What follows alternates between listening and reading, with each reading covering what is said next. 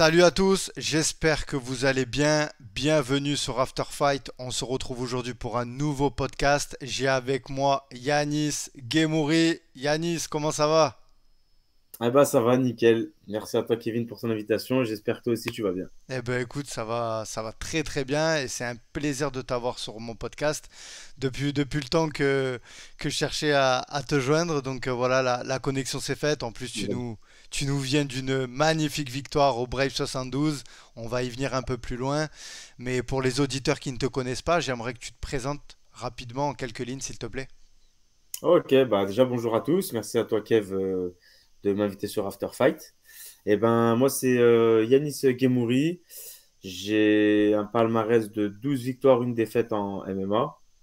Et voilà, j'ai commencé le MMA en 2014, fin 2014. Et voilà, donc aujourd'hui je suis au Brave comme tu l'as dit. J'ai combattu la dernière fois le 23 juin au Bahreïn, au Brave 72. Et voilà. Et Yanis, toi, tu commences quand les sports de combat et tes premiers souvenirs dans le MMA, c'est quoi? Mes premiers souvenirs en tant que pratiquant ou en tant que Non. simple fan? Ouais, en tant que simple fan. Bah, ça a été les premiers UFC sur RTL 9. Enfin, les premiers UFC, voilà, c'est quand à l'époque on regardait sur RTL 9. Après, j'ai regardé un peu sur à l'époque, c'était Dailymotion aussi, je sais pas si tu te rappelles, c'est Ouais. une plateforme aussi, c'est comme YouTube. Et ben, il y avait les combats du Pride en fait, de Mirko Cro Cop, Fedor Emelianenko, tout ça. Et c'est comme ça que j'ai commencé à regarder, que je suis tombé amoureux de ce sport et je me suis mis dedans. Et il y a eu des combattants, justement, t'as dit Fedor, qui t'ont motivé un peu à aller pousser les portes d'un gym. Ouais, franchement, bah, comme j'ai dit, il y a Crocop, Mirko Crocop, Fedor, José Aldo aussi, qui était une grande source d'inspiration. En plus, il est en featherweight et bantamweight. Il a fini sa carrière en bantamweight, donc c'est ma catégorie. Voilà, tous ces gens, John Jones, Anderson Silva, Georges Saint-Pierre, c'est les mecs qui nous ont bercés, quoi. Et donc, toi, tu es issu de quel sport avant de faire du MMA? Est-ce que tu as commencé par le MMA ou une autre discipline? Ah, de base, je faisais du foot et après, voilà, on n'a pas le talent pour être footballeur. Donc, je me suis mis à la boxe thaïlandaise au début. Je regardais beaucoup parce que je viens de la team Esbiri à la base. Et c'est un sport, c'est un sport, pardon. C'est une team plus pied-point axée sur le kickboxing, K1 et boxe thaïlandaise. Et après, j'ai rajouté au bout d'un an, j'ai fait des combats. Après, j'ai rajouté la lutte. Et après, des petits entraînements de grappling aussi. Et j'ai bien aimé. Alors, Yanis est originaire de Lyon, c'est ça? T'es né là-bas? C'est T'as ça. grandi là-bas? Ouais, j'ai fait toute ma vie à Lyon. Ouais, Ok, donc les premières salles, c'était à Lyon. Donc, ouais c'est ça. boxe Meilleure thaïlandaise? ville de France. Ouais. Attention parce qu'il y a pas mal de Marseillais qui regardent, hein, donc il y a un débat, il y a un débat. On va dire, du coup, tu commences par la boxe thaïlandaise, ensuite un peu de lutte. T'avais déjà tout ça à Lyon? Il y avait déjà tout ça à l'époque? Bah justement, à l'époque, il y avait, mais c'était vraiment séparé, tu vois. Il n'y avait pas de club de MMA pur.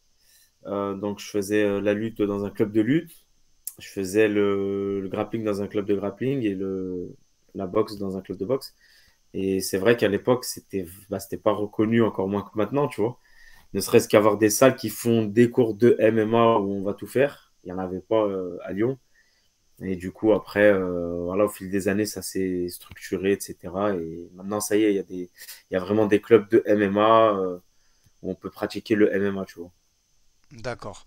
Et dernière question un peu nostalgique. La première fois que tu enfiles une paire de mitaines, gants MMA, c'est quand? C'était au Shuto en Suisse. J'ai combattu au Shuto, organisation d'où vient Anderson Silva, je crois. Ouais, c'est ça, il y a Anderson Silva. Bah, à peu près tous les Brésiliens ils sont passés par là, même au jour d'aujourd'hui.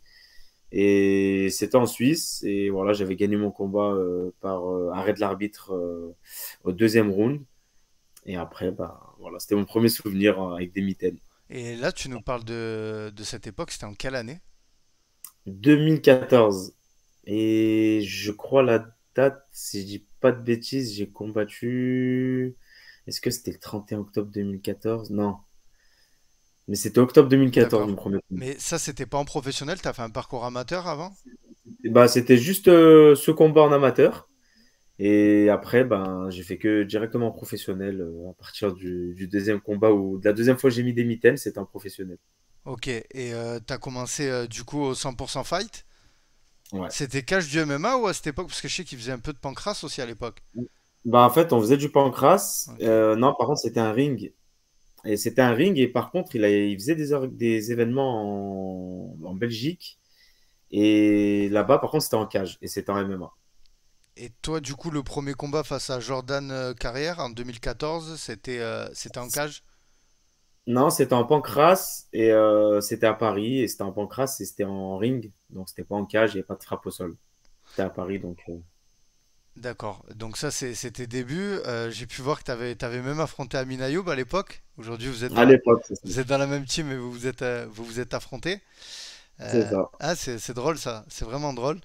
Ça me Euh, rappelle l'histoire de Ilyes et Margui qui se sont affrontés à l'époque. Et qui maintenant, bah, la dernière fois, ils étaient ensemble ouais, au Brave. Ils sont au club et ils s'accompagnent, tu vois. ah, c'est beau. C'est le destin. C'est très très beau. Et donc toi, aujourd'hui, justement, tu fais tes débuts donc du coup en 2014, 100% fight. En 2021, tu signes au Brave. Donc C'est ça. là, tu intègres une grosse organisation. Le Brave, pour ceux qui ne se connaissent pas, tu peux nous dire un peu la grandeur de cette organisation et comment tu te sens là-bas, toi? Bah déjà, je me sens très très bien et même ceux qui m'accompagnent, Fares et Fatah, ils ont vu que franchement là-bas, je manquais de rien. Ils prennent bien soin de moi, ils prennent bien soin de leurs athlètes. Et bah, le bref, il faut savoir que c'est l'organisation dans le monde qui est donc même devant, sur le domaine dont je vais parler, qui est même devant l'UFC, le Bellator, tout ça, qui est organisée dans différents pays. Donc c'est la seule organisation, je ne sais plus combien de pays ils ont fait en tout, mais c'est celle qui s'est expatriée le plus comme organisation dans le monde. Donc voilà, c'est l'organisation du Moyen-Orient.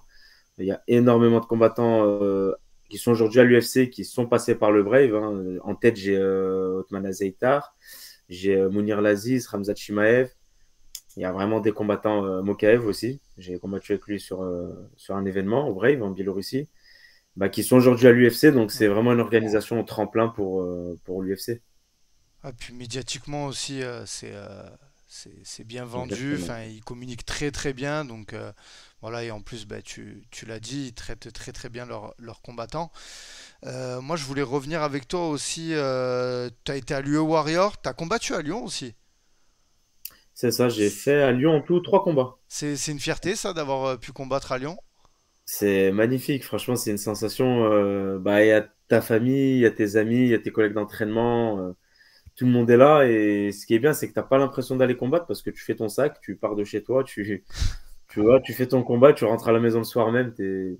Enfin, même pas après le combat, t'es avec tes copains dehors, tu manges un bout. Donc, franchement, t'as pas l'impression de combattre et ça enlève une grosse pression quand même. D'accord. Et aujourd'hui, donc, autour de toi, il y a. Est-ce que tu peux nous parler un peu de ta team et notamment, je crois que c'est Fateh, c'est ça, c'est ton coach Le grappling, de grappling. Il y a aussi Big Jam qui s'occupe de ta prépa. la nutrition, c'est ça. Nutrition, Fares, prépa Fares, physique. c'est quoi? C'est un sparring? Fares, c'est un sparring et c'est un frère et on s'accompagne depuis les débuts, hein. Je l'accompagne dans son coin, il m'accompagne. Voilà, dès qu'on peut, en tout cas, on s'accompagne, on s'entraîne tous les jours ensemble. Donc lui aussi, il est suivi par Big Jam. Donc en fait, on est reliés sur tous les points, quoi. Donc même quand il fait de la prépa physique, on l'a fait ensemble. Les sprints, on fait ensemble. Donc voilà, on est Avec, vraiment ensemble. Après, ouais, avec on s'entraîne avec Fater, ouais, c'est ça, on complète. Donc lui, il nous aiguille sur le grappling. Et on s'entraîne à Climax Fight Academy, entraîné par Yacine Bandoui.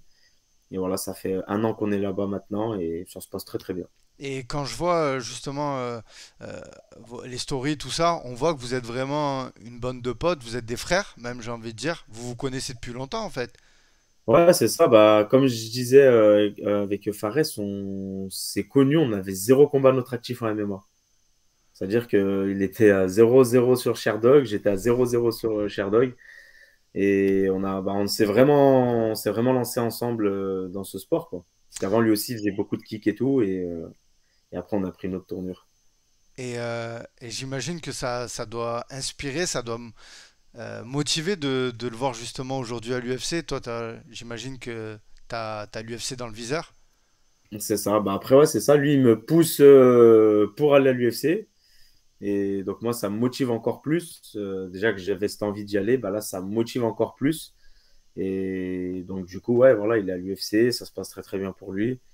Donc voilà, le rêve, c'est de combattre sur la même carte un jour et on va se D'accord. donner les mots. Ouais, ça serait magnifique. Et Ouais, ce serait beau, ouais. j'imagine que tu aimerais bien recombattre en France et cette fois-ci sur un UFC Paris. Ce serait magnifique. Ce serait beau. Ok. Moi, j'aimerais bien. En tout cas, c'est tout ce que je te souhaite. On va revenir un petit peu sur justement le Brave 72, où il y avait Ilyas Giron aussi qui combattait. Donc vous êtes de la même team au niveau du management. Ouais, Vous vous ouais. connaissez avant? Vous avez déjà tourné ensemble, tout ça? Non, en fait, Elias, je l'ai rencontré la première fois, c'était en Biélorussie, donc j'étais sur la même carte, et il y avait même Guillaume ce jour-là. Et bah, on a bien parlé, franchement, on a fait connaissance, j'ai bien aimé, tu vois, il est vraiment simple, il est gentil, tu vois. Tu sens qu'il n'y a pas de, que c'est pas une mauvaise personne, qu'il n'est pas faux, tu vois, il est vraiment sincère. Et après, bah, là, on s'est revu sur cette carte-là du Brave 72. Et franchement, moi, pour moi, c'était ma meilleure fight week. Parce qu'on a vraiment rigolé. On a gagné tous les deux. Ça fait après, voilà, on a fait beaucoup de parties de Uno. On a bien rigolé, on a bien mangé. Ça s'est bien passé. Voilà, Alhamdoulilah, il a gagné, j'ai gagné. Donc franchement, il y avait que du positif. Que du positif. Ah, moi j'ai trouvé ça génial. En plus, même tu sais, le petit jeu, la Ouais. communication du Brave qu'il y a eu envers les deux combattants français. Et à la suite de votre victoire, on l'a vu qu'ils ont communiqué, ils vous ont mis carrément en porte-drapeau et en représentant de la France là-bas. Donc vraiment, il y a de l'importance pour vous deux et ça fait plaisir. Je crois que le Brave doit venir en France d'ailleurs. Bah, ouais, le 7 septembre à Nantes. C'est ça. Voilà, il y a justement, il y a, comment il s'appelle? Il y a, qui a été annoncé dessus, ben, Amin Ayoub. Minayo, ouais. Bah, il est Voilà, nantais, donc, et je te forcément. mens pas que j'avais parlé avec le matchmaker Sam, tu vois. Ok. Et c'est un très très bon gars en plus, Sam. Franchement, je lui passe un grand coucou. Et je lui ai dit, tu vois, on me faisait le bandage et tout. C'était avant mon combat, on me faisait le bandage. On parlait. Et on parlait de la localité, tu vois. On lui a dit, mais pourquoi vous faites à Nantes? Tu sais, normalement, les premiers événements C'est dans dans les grosses les villes. pays, voilà, c'est la grosse ville, c'est Paris, tu vois. Et on lui dit, pourquoi c'est pas Paris, tu vois? Et il a dit, bah, je sais pas. Lui, il m'a dit, moi, je fais les cartes. On me demande de faire remplir la carte pour tel pays. Et je le fais, et c'est tout. Et après, je le dis, j'ai dit, mais je pense que vous allez mettre Amine parce que vu que c'est à Nantes, il est nantais, il va vous remplir la salle, tu vois. J'ai dit, vous allez le mettre. Il m'a dit, je suis en train de voir, je suis en train de voir. Mais voilà, moi, j'ai compris que c'était un oui, tu vois. Donc, il m'a dit, je travaille avec Guillaume, je vais parler avec Guillaume. Et bah là, ça y est, ça a été annoncé hier ou avant-hier, je crois. Ouais, c'est ça, Si c'est je dis ça. pas de bêtises. Ouais, ouais, tout à fait, tout à fait. Et du coup, toi, au niveau de la suite, enfin, surtout parler de ton combat, moi, j'ai eu peur pour le coup de genou. Je sais pas si il y a des personnes qui te l'ont dit aussi. Justement, Ouais, on en a il parlé y a avec des Guillaume. personnes qui l'ont dit, J'ai ouais, ouais, j'ai eu ouais. peur, mais franchement, le timing magnifique. Eh C'est ben, je vais pas te mentir, j'ai pas du tout eu peur. Pourquoi? Parce que, en fait, faut regarder son dernier combat, mais il est dur à trouver sur YouTube parce qu'il faut d'abord taper le nom de son adversaire. Parce que si on tape son nom à lui, à mon adversaire initial, on trouve pas ce dernier combat. d'accord. Et du coup, il y a eu exactement la même situation dans laquelle j'étais au moment du KO. Son adversaire, en fait, il le contrôlait sur le côté, bah, comme moi. Il lui mettait des coups et il lui a mis un coup de genou. En fait, mon adversaire à moi, du coup. Il jouait avec sa main au sol, il posait une main au sol, après il l'enlevait, il se protégeait, il la reposait, il l'enlevait, et en fait il attendait que le mauvais coup de son adversaire. C'est ce qui s'est passé, il lui a mis un coup de genou dans la tête, interdit, parce qu'il avait encore mis la main au sol. Ça fait, moi je savais qu'il allait l'enlever en fait pour se protéger, parce que je lui mettais des coups à la tête. Et je me suis dit au moment, en fait, je vais avoir une demi-seconde en fait entre le moment où je tape et au moment où il va enlever sa main pour pouvoir se protéger, il faut que j'arrive avant avec mon genou au niveau de sa tête. Et franchement, c'est tombé pile poil. Ouais, timing parfait, quoi. Ouais, j'ai vraiment, quand on voit la vidéo au ralenti, on voit vraiment que au moment où sa main elle décolle à peine du sol, je fais partir le genou, je cherche pas à comprendre et voilà. Ah, super. Et toi, si tu devais définir ton style aujourd'hui, t'essayes d'être le plus complet possible, j'ai l'impression. Ouais. Le plus complet parce que le MMA c'est du MMA et on a une prédominance comme tout le monde. En général, on commence par une discipline. Il y a les lutteurs qui commencent par la lutte, les grappleurs par le jiu-jitsu brésilien. Bah, moi, j'ai commencé par, comme je te disais, Le la boxe striking, ouais. thaïlandaise à la Team Esbiri, voilà. Donc, ma prédominance, c'est le striking, mais par contre, S'il y a de la lutte, ça me dérange pas. Au contraire, j'aime beaucoup. S'il y a du sol, eh ben, on va aller au sol, il n'y a pas de problème. J'essaie d'être le plus complet possible. De toute façon, on n'a pas le choix aujourd'hui. Super. Et là, est-ce on a une news pour toi, quelque chose très prochainement? Quand c'est qu'on peut te revoir combattre avant la fin de l'année, je suppose? Eh ben, mois de septembre. Voilà, mois de septembre. Comme tu l'as dit, il y a le Brave qui vient à Nantes. Et voilà, on va se préparer pour. C'est Ok. bientôt là. Ça va arriver vite. Ok. Et là, tu es sur quand même une série de victoires impressionnantes. T'as connu la défaite qu'une fois. Je pose cette question, mais ça t'a fait du bien quand même d'avoir ce sentiment de savoir ce que c'est la défaite et t'as pas envie d'y regoûter. Ou franchement, entre nous, ça fait chier. Euh, En fait, c'est un peu les deux sensations parce que ça fait chier, parce que ça fait tâche 12-1, tu vois, ça fait hmm. vraiment tâche. Le petit 1, on peut plus l'enlever. Mais par contre, c'est vrai que elle m'a fait du bien dans le sens où je me suis vraiment entraîné en grappling. En fait, quand j'ai fait ce combat, j'avais vraiment un sol qui était bidon. J'étais pas bon au sol, tu vois, à part bloquer le jeu, je savais rien faire. Et du coup, ça m'a permis de me dire, bon, bah vas-y, tu rentres à la maison, tu vas à la salle, et là, par contre, tu vas bosser ton sol parce que se contenter de boxer et de tenter de défendre, de les emmener au sol, ça a ses limites, quoi. Donc, ça m'a poussé à être le plus complet possible. Ouais. Tu sais, moi, au début, quand je voyais, quand il y avait Khabib, ce bilan d'invaincu, vraiment, on voyait qu'il était présent, que c'était important. Et tu vois, maintenant, je vois Islam. Islam, il a eu une défaite, hein, et ça Ouais. n'empêche en rien le grand champion qu'il est. Et je pense que le plus important, tu me diras si tu es d'accord, c'est les séries de victoires et C'est d'enchaîner. bien rebondir derrière, c'est Mm. ça. Faut, en fait, il faut que chaque défaite, elle serve de leçon. Moi, par exemple, comme je me dis à moi-même, je vais plus apprendre dans mes victoires que dans mes défaites. Il y en a qui disent que bah, la défaite, bien sûr, elle enseigne des choses. Mais moi, au contraire, dans les victoires, je vais être encore plus intransigeant envers moi-même, me dire, bah là, j'ai fait ça, bah, je dois faire mieux, la prochaine fois, il faut que je fasse encore mieux, et ainsi de suite. Parce que là, si sur ce domaine-là, bah, j'ai fait telle erreur, faut pas que je la fasse la prochaine fois, tu vois. Et est-ce que, il y a un adversaire que tu aimerais affronter, que ça soit un rêve ou tu vois une envie que tu te dis il y a moyen à l'UFC? Si tu devais rentrer à l'UFC. N'importe qui, franchement, moi, comme je disais à Guillaume, si je dois aller à l'UFC, c'est pour prendre les meilleurs du monde dans mon domaine et dans ma catégorie. Donc, franchement, n'importe qui, tu vois, que ce soit Henri Cejudo, Sterling, Cory Sandhagen, tu vois, ils sont vraiment très, très, très, très forts. Et je dis pas qu'au jour d'aujourd'hui, je suis meilleur et que je l'ai pas, loin de là. Mais par contre, les affronter, voilà, être dans la cage face à ces gens-là, c'est l'objectif. Super. Bon, bah écoute, il me semble qu'on a fait le tour. Un petit mot, ouais, c'est vrai il y a le combat de Fares qui arrive. Tu vas être dans son coin du coup? C'est ça, dans son coin. Il combat le 22 juillet à Londres contre Jay Herbert Ouais. à l'O2 Arena. Il me semble que Gros combat. t'étais chez RMC là, c'est ça? Il y a des interviews qui vont sortir. C'était par rapport à ça ou c'est par rapport à toi? Un peu des deux, franchement, un peu des deux. J'étais de passage parce qu'il y a le gars de Sacha qui m'a invité sur son plateau dans la sauce, où est passé d'ailleurs Ousmane Nurmagomedov avant le Ouais, tournoi du Bellator à Paris. Donc voilà, je suis allé pour ça. On en a profité pour parler un peu de Fares. On a fait d'une pierre deux coups, quoi. ouais, super, super, c'est génial. Bon, bah, en tout cas, Yanis, moi, c'était un plaisir d'échanger avec toi. Je te Merci souhaite à le toi. meilleur pour la suite. Et puis, Merci. j'ai aucun doute sur le fait que le futur va promettre, quoi, voilà. Tu travailles dur, t'es bien Ouais. entouré. On Et se ça, donne les moyens. Et comme tu as dit, je suis bien entouré, que ce soit en termes de sparring, de mon entourage personnel aussi.